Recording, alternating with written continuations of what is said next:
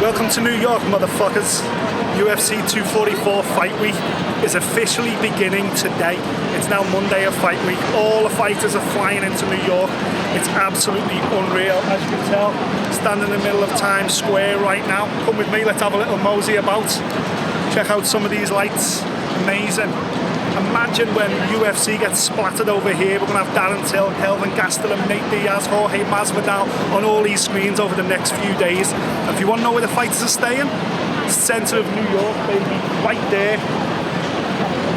The Marriott Marquis Hotel. Could you get any more central?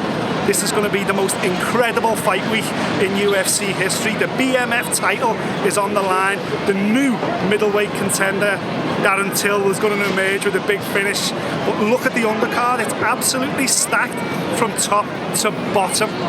This is fight week, UFC 244 Las Vegas, baby.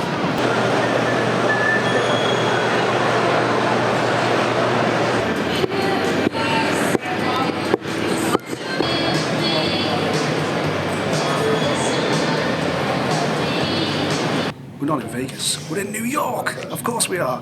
Been a wicked day so far. We had Stephen Thompson come through, we had Kevin Gastelum come through for interviews there with BT Sport. Just done a cracking piece there actually, teaching Kelvin Gastelum Scouse, which has got to be seen to be believed. That'll be coming to BT Sport's YouTube channel soon. Good day so far, the rain's coming down here in New York, but amazing news. Guess who's going to be ringside on Saturday night? One and only president himself, Donald Trump, is going to be cage side at UFC 244. It's the New York Marathon on Sunday morning. He's in town for the New York Marathon, but of course he had an option. He could have gone to see Frozen live on Broadway, or he could have gone to UFC 244. But he's a fight fan, man. Trump's one of us.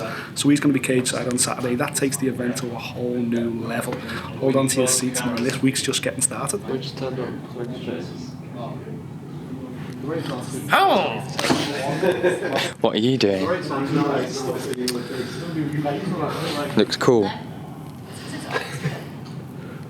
Shot some GVs in Central Park yesterday before it got rainy today. I'm just going through doing selects. So we shot in Strawberry Fields, which is a big Liverpool destination. So if we take Darren Till to Central Park tomorrow, we already have the footage to use with said interview. Very cool. So you're just basically going through the paint and stuff. This is just, yeah, we shot this. This guy was cool. Looks really nice, to be fair. This guy was doing like a little tour of Strawberry Fields. Yoko Ono. It was originally in the courtyard where he was shot. And then when they dedicated the area, they had it disassembled and brought back over here, but it was actually originally right where he was shot. There was a statue of John right behind the benches of the field, put up by the city in '82, removed in 1980. So New York. I like the Beatles. Nick, have you got a copy of that video of our commentary with Masvidal? Where is it? I'm going to find it and I'm going to play it to the man. Which one? Askren? Or Till? Yeah, I've got it somewhere.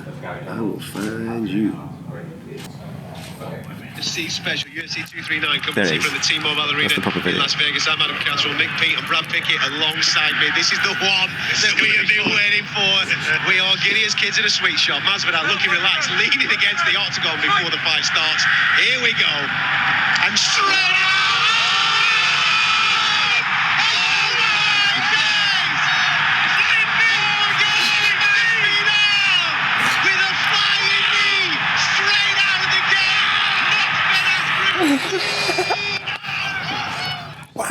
Wow!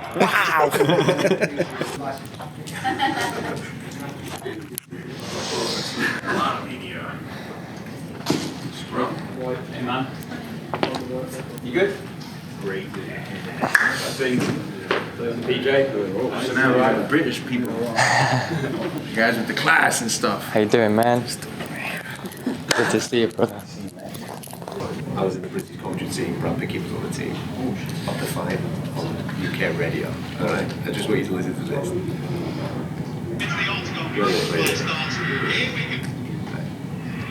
You listen to TalkSport Fight Night Live, UFC special UFC 239 coming to you from the T-Mobile Arena in Las Vegas. I'm Adam Castle, Big Pete and Brad Pickett alongside me. This is the one that we have been waiting for. We are Gideon's kids in a straight shot. MASVIDAL looking relaxed, leading against the octagon before the fight starts. Here we go. And straight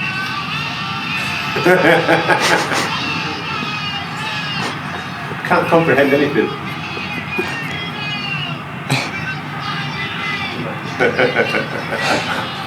I mean, Adam not doing his over there too, huh? That's it. Wasn't just in my fucking mind. Check this out. You see this young whippersnapper here? Look at him. Messing about on his phone here now. Look what he's just made me. That is GIF on flames there, mate. Basically, I'm going to have to explain what he's doing. So just interviewed Jorge Masvidal ahead of UFC 244 for BT Sport. And if you remember his Askren fight, me, Nick Pete, Brad Pickett were doing the commentary live on TalkSport. Obviously we're British, so I didn't think he'd seen the British commentary of that knockout after 5 seconds, so I played him back that commentary before the interview even started. And as you can see, he was quite excited and quite delighted that people in the UK were buzzing off his record-breaking knee. What a guy. Met him in London, you guys met him in London, you know what he's like, he's a top fella, really nice guy.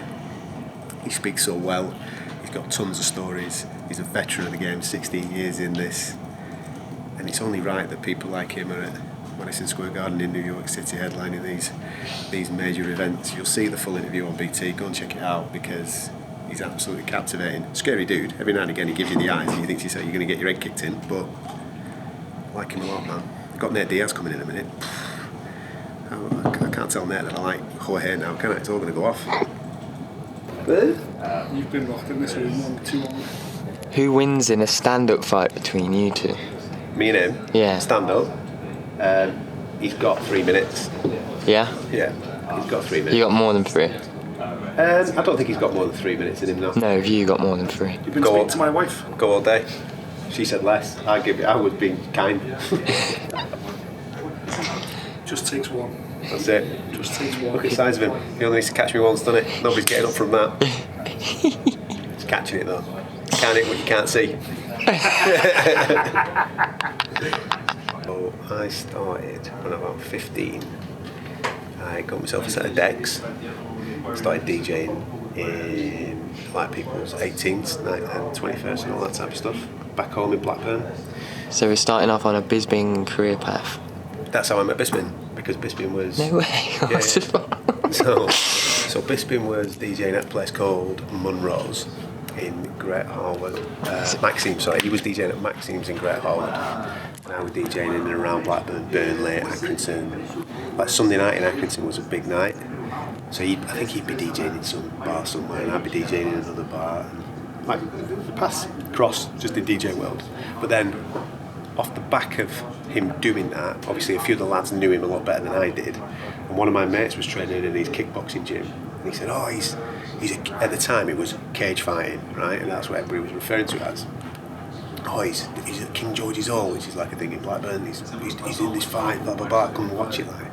So you go down and watch it because you're supporting the local lad. And that was kind of my first introductions of... No way. So you actually were at a Bisbing fight before? Yeah, before Tough. So what happened was... Wow. Because he was fighting... Dude, I did not know any of this. Because he was fighting locally. And... Because you know people who know people who know people. You're all interested in fight sports. He was like... I suppose the poster boy or whatever it may be, the person that everybody was talking about in the local area. Oh, so he's a nutcase, he's Bisping, he's fighting such and such a place this weekend, are you coming out to watch it? Yeah, sounds. So you go down and watch it. And then, I kind of didn't follow, only retrospectively I followed like Cage Rage and stuff like that of what he got into. But then when he went on Tough, that's when it went massive on it because big reality TV show, everybody started delving into this cage fighting, mixed martial arts, UFC, what's all this? From British fight fans' point of view, because you were watching it on Setanta TV channel and all that type of random. And he went on that, and he went, oh fucking hell, it's DJ Mikey B, who's who he was, for me anyway, in there. He wins Tough. The rest is history, man. Then he just goes on this mad rage. Because then because you've got an interest, you've got a horse in the race, I suppose. And I mean, as a Blackburner, and he's a Clitheroe lad, he's my guy. And obviously, then you watch his rise to the Dan Henderson first fight. That goes fucking wrong, and you see him fighting people like Vitor, losing his eye, all just loads of random stuff. And then obviously the way they did all finish with Lou Rockhold and what have you.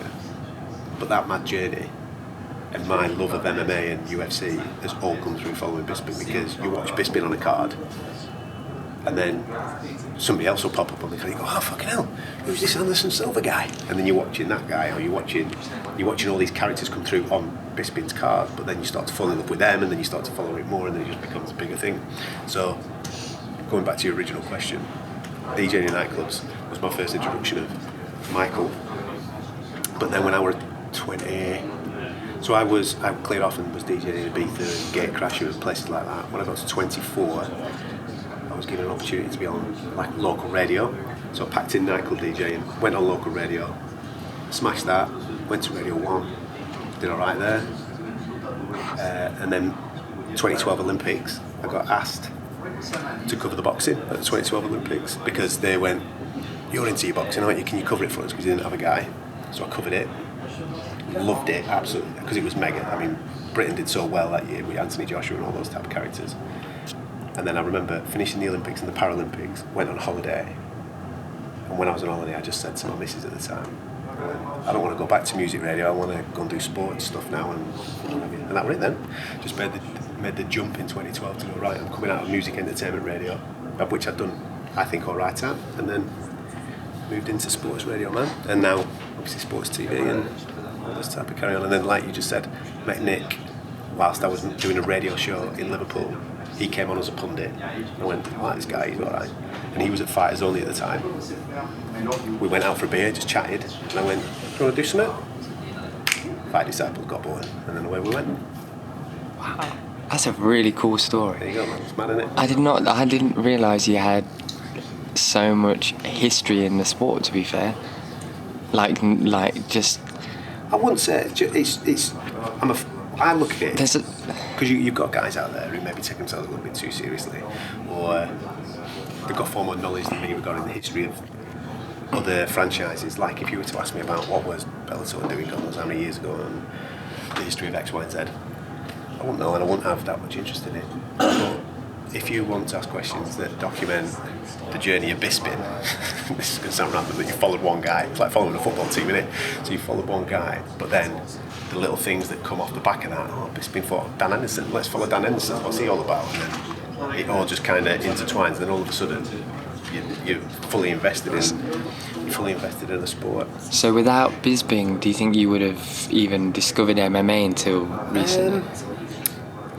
Do you know something? It's a good question, that, because he was 100% the driving force of it. It's like boxing. Obviously, I'm a big boxing fan, so the boxing thing. My dad's a boxing fan, so I stayed up to watch Mike Tyson. You get, whoa, who's this guy? And then during the 90s, you had Nigel Benn, Chris Eubank, and you had Prince Naseem Ahmed, right? Easy to fall in love with boxing. And it's on big TV platforms, ITV, BBC in the UK, it's in front of you. This is a bit of me, this. So you're in. So I knew I was a fight sports fan, so I'm in. As a young kid, I'm in there, right? Regarding MMA, would I have I most certainly wouldn't have come across as early, because I had, like I said, a dog in the fight following Bisping. I think, yeah, and do you know something?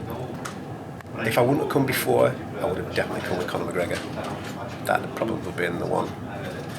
Maybe just because of the work I was doing, I'd have probably come across an Anderson Silva, I'd have probably come across something without that door being kicked open by Michael Bisping. Because I've got friends that are into it, that do a bit of it and stuff like that have always said, oh, what do you reckon of this, what do you reckon of that?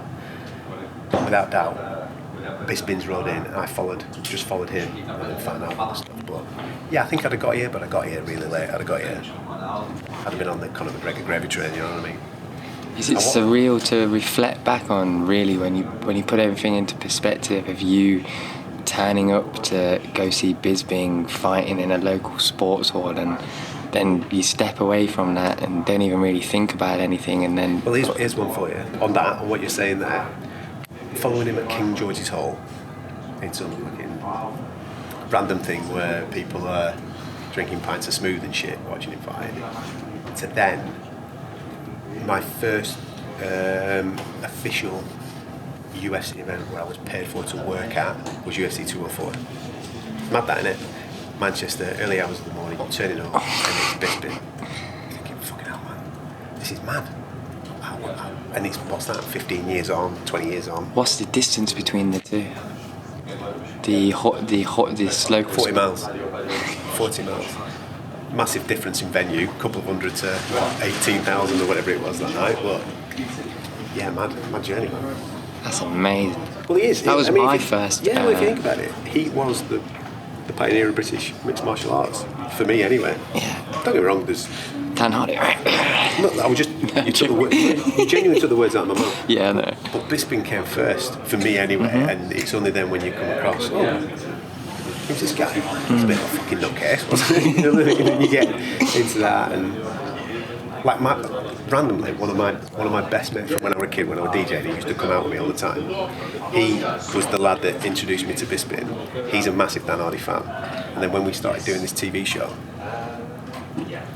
no, first of all, he saw Dan as a guest on one of my radio shows, and he went, as if you know him, I need his autograph, I need a pic, I need this, I need that, I need that, going crazy.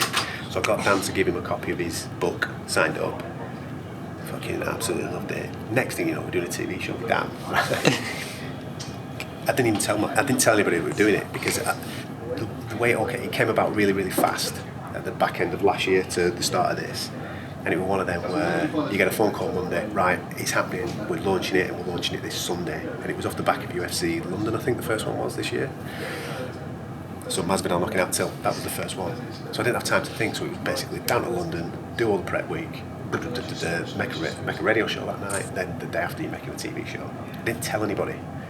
So all I'm doing, we finished the show, I'm back on the train on the way home, gets home to my wife and kids, cracks on with my day, thinks to myself, right, settle down, big premiere tonight, put it on, bang.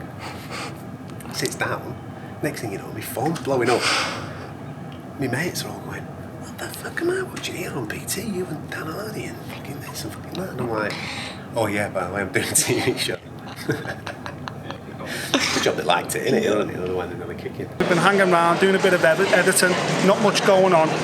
The guys have just said to me, the Raptors have just said, what can we do, Nick? Where can we go and have a beer? I said, there's only one place to go. We've got to go to Jimmy's Bar on 44th Street. Now, Jimmy's Bar is one of the oldest bars in New York, fight sports bar anyway. Old school boxing bar, Jimmy who owns it, cornered Muhammad Ali, everyone, just like literally boxing who's who from the last 70 years in New York is in Jimmy's Bar. Wait until you see this place. Photos everywhere. Let's go and have a beer.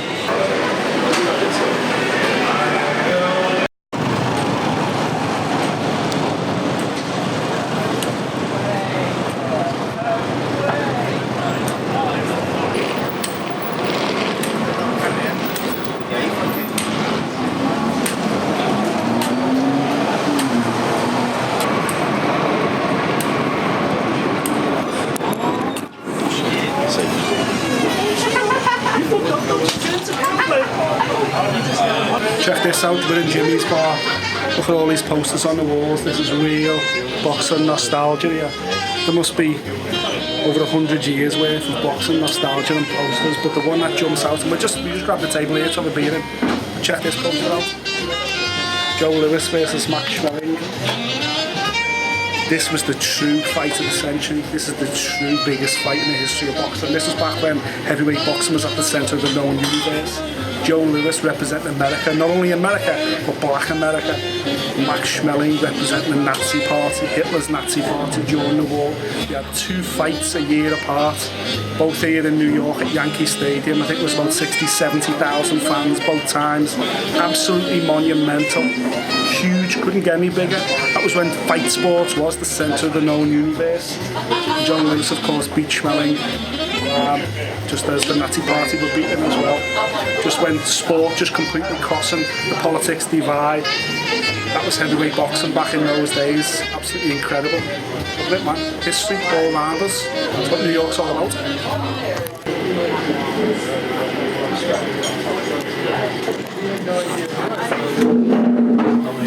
No worries, my man. Love the t-shirt as well. Killer. Do you know if the Diaz and MASVIDAL fight's been shown now? I wouldn't be surprised if it isn't. Surprise me, yeah. What is it? Are you on a telly something? Sometimes. Because I love to watch the class and stuff. UK. How you doing, man? My wife had a special birthday, so I've been in Chicago, Detroit, Nancy. I come 6 days here. But I'm fascinated by that fight game because you get a boxer, stand-up guy, and a jiu-jitsu guy. And my friend in Ilford, where I live in East London, his name's Dave Burkett. I don't know if you know him. He runs a school. Right, okay. And he's saying you've got to get into jiu-jitsu.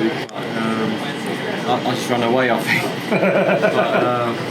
And isn't it amazing? You get a strong guy and they take all the big punches like the Romero fight, and you get a little, who's that guy, Badoon?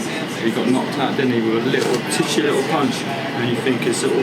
And Aldo's a great one with Conor McGregor, isn't it? Of course. But it's and those guys are so skilled, aren't they? And they're so fit. You know, I do the intermittent fasting every day. It's the best thing you can do for your health. You know, I don't run it. I did 1 hour 24 for a half marathon. I don't run anymore. I will train in this room. I do bear crawls, jumps. I'm 54. So I coined the phrase, I'm walking around low level exercise, then the dinosaur's going to come and eat me and I have to escape. So I'm going to get eaten. So I go 100%. And I love that Dan Hardy. What a brilliant analyst he is. He couldn't have said it to better people. He's the top of the game, and I just love watching his interview. I've been so frustrated in Detroit because I couldn't get the UFC on I couldn't get a YouTube. So I love to, you get the countdown. I love the countdown. Dan's flying in tomorrow from Singapore. He was in Singapore. He's meeting us here. And I love these This is we're filming for his company right now. Oh, it's amazing. This wasn't staged or anything. Yeah. No, it's just no. He's alright, isn't he? Let's be honest. Let's not blow smoke. No, I recognise you because you were talking with him as well. Yeah, There's another guy as well, third guy. Adam, yeah. He's just landed now in New York. We don't care about him there. I come in from Soul Nights and I go out dancing and reggae and stuff, and it's 1 or 2 o'clock and I start to 6 o'clock so I can get BT Sport and I watch it and I love it, and it's so fascinating because it can be over like a second and you get like 5 round brilliant fights, and those guys are the top of the game and anything can happen, and that's the beauty of it. And and we want to stay healthy and fit, and on a deeper level, I say to my 2 children who are flying in from New York today, to bring a fantastic life, you bring the life, whatever vibration you've got in your heart, you bring that life. So the highest vibration is kindness and love.